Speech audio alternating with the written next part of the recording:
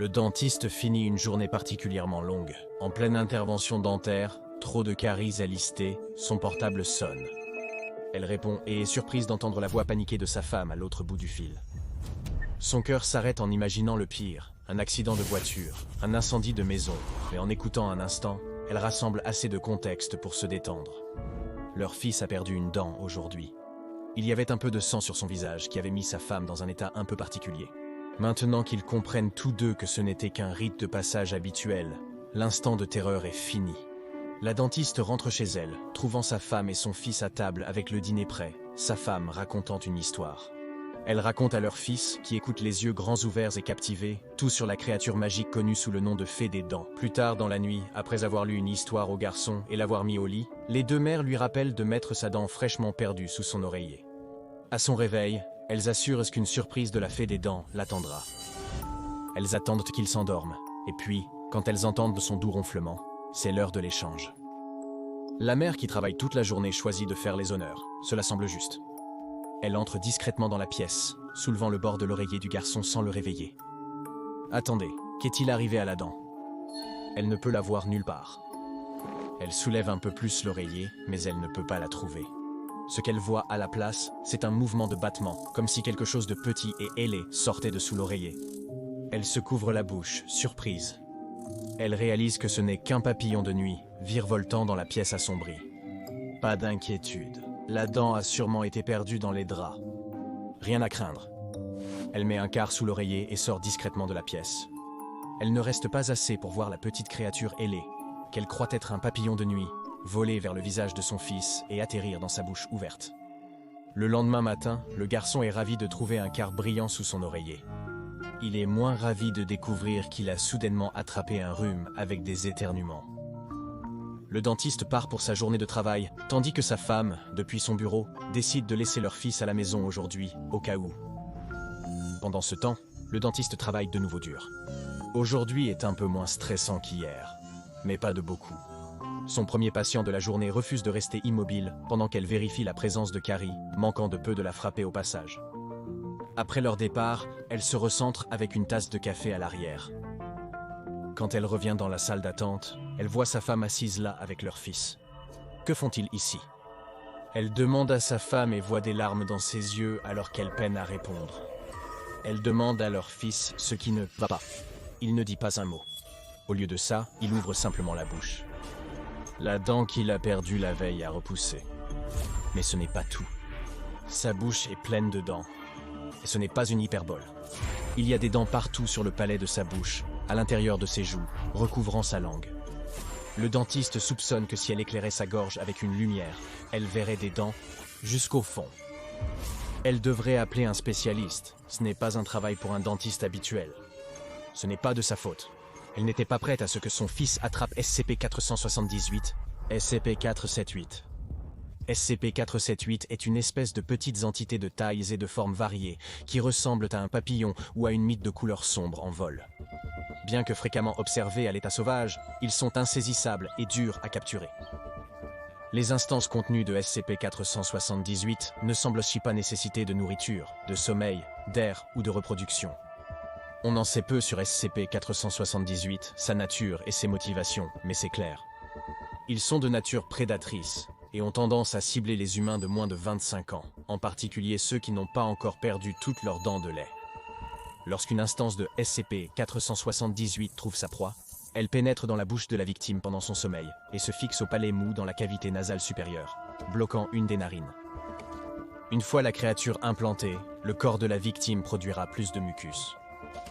Avec un nez congestionné et plus de mucus, la personne se réveillera pensant avoir un rhume. Un peu agaçant, mais du repos, beaucoup de liquide et la soupe au poulet de grand-mère peuvent y remédier. Ceci serait exact si c'était réellement un rhume. Mais à mesure que la condition progresse, la victime se rend vite compte qu'elle a attrapé plus qu'un simple rhume. Peu après le réveil, le palais de la victime produira des dents à une vitesse supérieure à la normale. Plus les dents poussent, plus elles poussent rapidement, et plus elles se propagent rapidement. Ces dents continueront à pousser à partir du palais, de plus en plus de dents émergeant à travers la peau, jusqu'à ce que tout le palais soit recouvert. Mais ça ne s'arrête pas là. Oh non. Cela persiste dans la gorge et l'œsophage de la victime. Dans les 2 à 4 prochains jours, la croissance des dents continuera jusqu'à l'estomac, le tapissant et le remplissant. Les dents vont ensuite pousser dans les poumons, compliquant la respiration, avant de surgir de la couche sous-cutanée de la peau. La loi de conservation de la matière entre en jeu lorsque ces dents poussent. Le calcium nécessaire à leur production ne peut pas venir de nulle part. Il doit venir d'une partie du corps. Dans ce cas, ce serait le squelette. Le calcium du squelette est utilisé pour fournir le matériel nécessaire aux nouvelles dents. Comme vous pouvez l'imaginer, ce processus est extrêmement douloureux et franchement désagréable à tous égards. Il n'y a pas de façon courtoise de le dire. Le stade ultime de l'infestation implique que les dents poussent vers le bas à travers le système digestif. La croissance cesse lorsque le système digestif est entièrement rempli de dents. Ensuite, l'instance SCP-478 s'envolera par la bouche de la victime, laissant derrière elle la victime remplie de dents.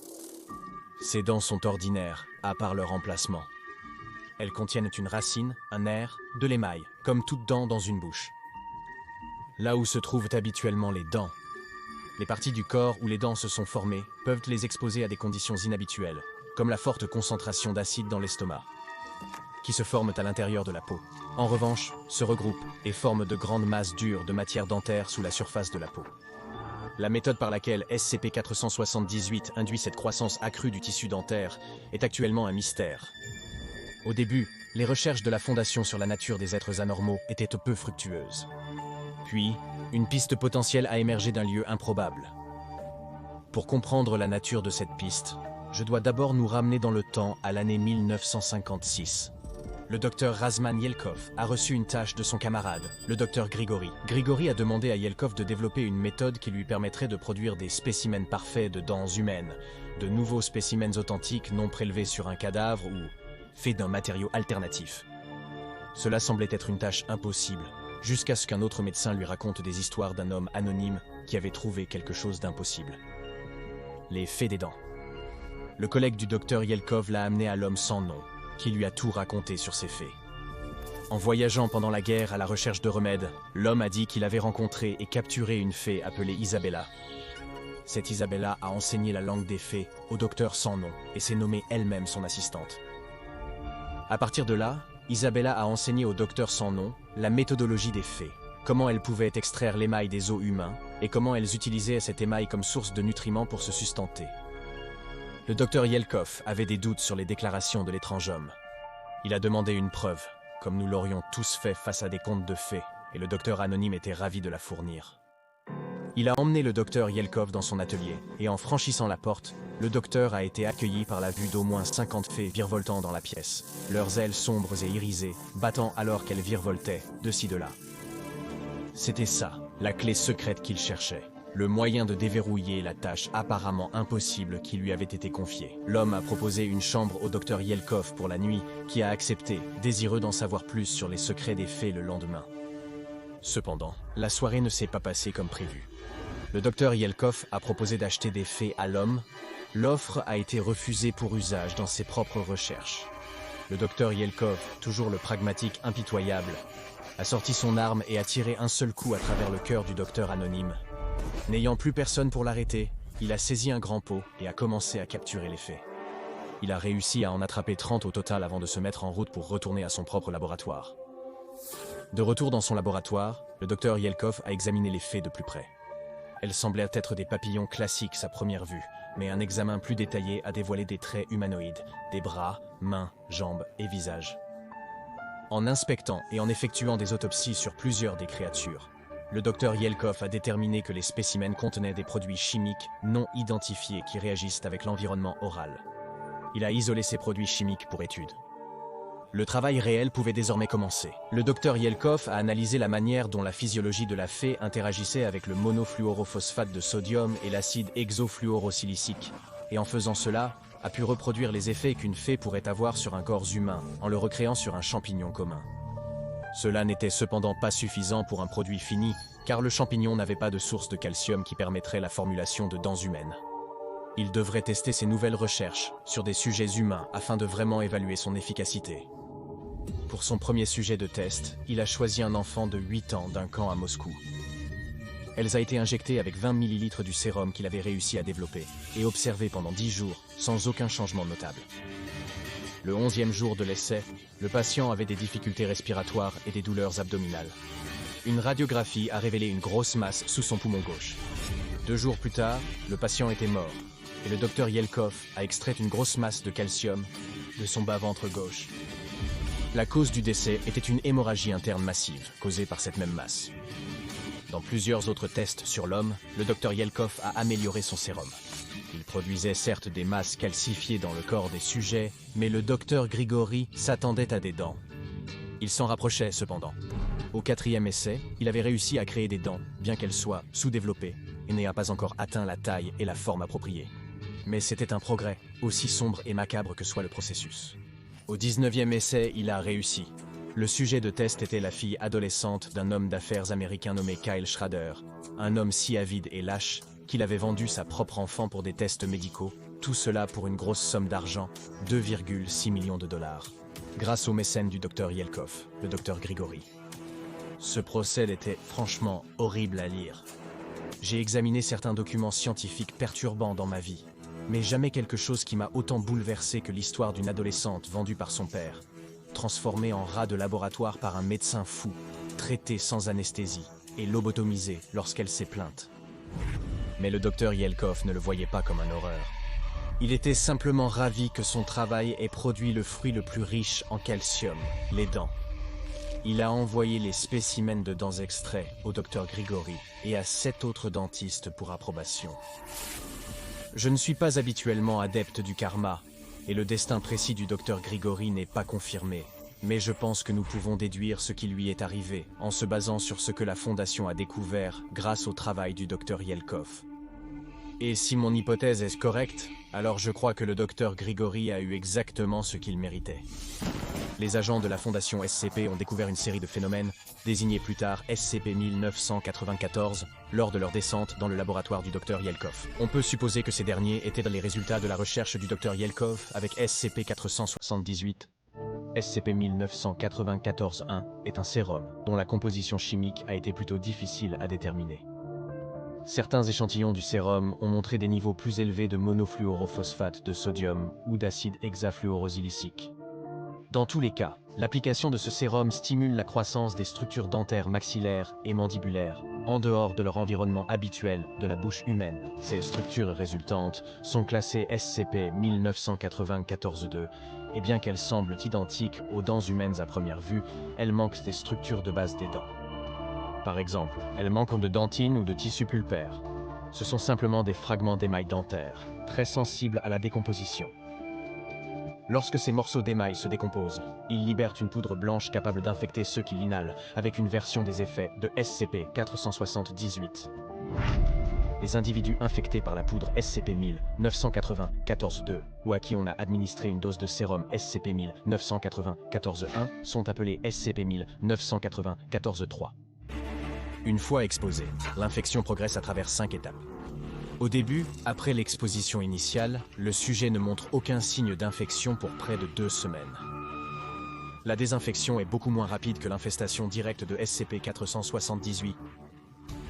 Au cours de ces 2 semaines, des dépôts de calcium se développeront dans le corps de l'individu, car les structures cellulaires, habituellement dédiées à la réponse immunitaire, se réorienteront pour produire de l'émail. Après cette période de 2 semaines, et ces dépôts de calcium ayant effectivement cuit sous la peau tout ce temps, le sujet commencera à développer des kystes sur toute sa peau, commençant par les membres, puis progressant vers la tête, le cou, le dos et l'aile. Ces kystes sont douloureux au toucher, et le sujet sera contraint de résister à toute tentative de les enlever malgré la douleur et l'inconfort. Au fur et à mesure que les kystes grandissent et se propagent, ils vont rompre la peau et diminuer lentement les fonctions métaboliques du sujet. Environ 5 semaines après l'exposition initiale, les kystes éclateront, révélant la dent humaine adulte mature qui a été en croissance sous la surface. Une dent émergée ne peut être retirée du tissu cutané que par chirurgie. Une fois que le sujet a atteint ce stade, les éruptions de dents se produiront de plus en plus rapidement, se propageant jusqu'à ce qu'elles aient recouvert toutes les extrémités, puis commenceront à se manifester dans les tissus mous du palais, de l'oreille interne et des tissus oculaires, se propageant à chaque orifice.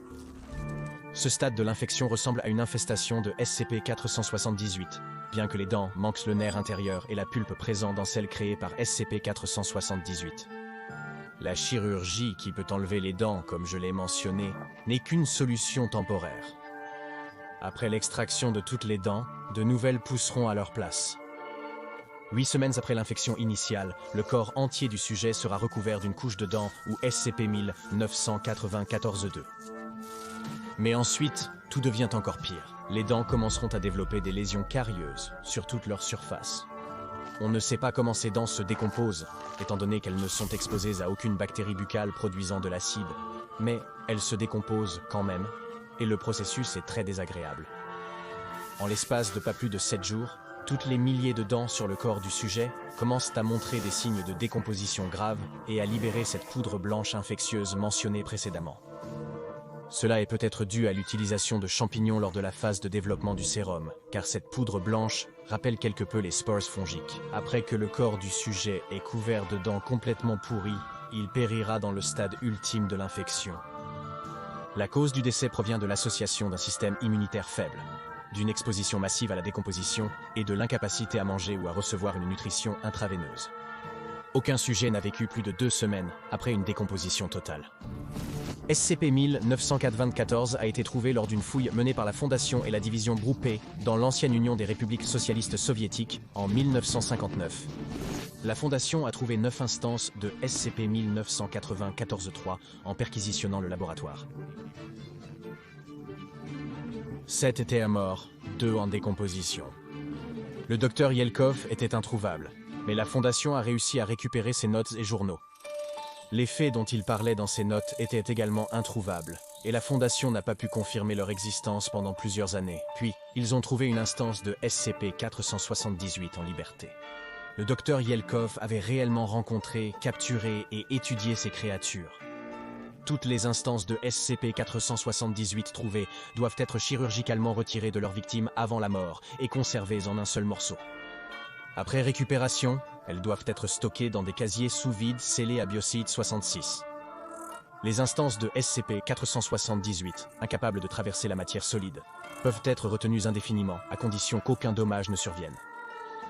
Les victimes légèrement touchées par SCP-478 peuvent être traitées dans un hôpital civil, les chirurgiens de la Fondation réalisant la procédure sous couvert d'une chirurgie orthodontique. Comme en chirurgie classique, le patient doit être sédaté.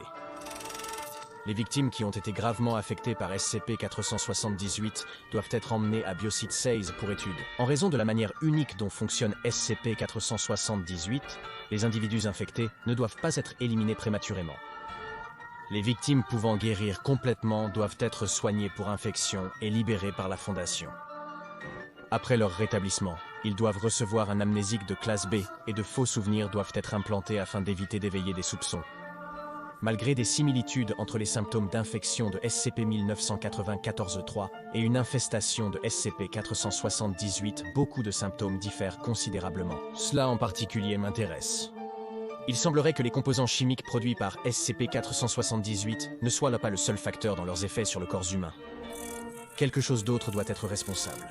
Quelque chose qui nécessite la présence physique de l'une de ces soi-disant faits, plutôt que simplement les composés qu'elle sécrète ou les réactions chimiques qu'elle provoque. Malgré mon désaccord avec sa méthodologie, je comprends l'obsession du Dr Yelkov pour l'étude de ces créatures. Si la Fondation retrouve un jour le Dr Yelkov, si toujours vivant, il pourrait apprendre plus sur ces faits des dents. Si le Dr Yelkov n'avait pas laissé l'autre chercheur anonyme en vie, il aurait pu en savoir plus sur eux. Comment leur parler, par exemple? Selon l'histoire de cet homme, ces êtres sont sensibles. Ils possèdent des noms, une langue propre, et peuvent communiquer intelligemment. Avec une étude approfondie et des spécimens vivants coopératifs, la Fondation pourrait déchiffrer la langue des fées, comme l'a fait l'autre docteur. Imaginez si nous pouvions communiquer avec ces créatures. Ils pourraient peut-être nous demander pourquoi ils agissent ainsi. Peut-être pourraient-ils négocier une sorte de paix entre les espèces. Peut-être, et cela pourrait être naïvement optimiste de ma part, pourraient-ils leur demander d'arrêter. En attendant, si vous trouvez un quart sous votre oreiller, assurez-vous de vérifier l'intérieur de votre bouche. Vous pourriez bien y trouver un invité non invité. Découvrez le Patreon du Dr Bob, devenez chercheur aujourd'hui. Allez maintenant regarder une autre entrée des dossiers du Dr Bob, comme SCP-2450, dans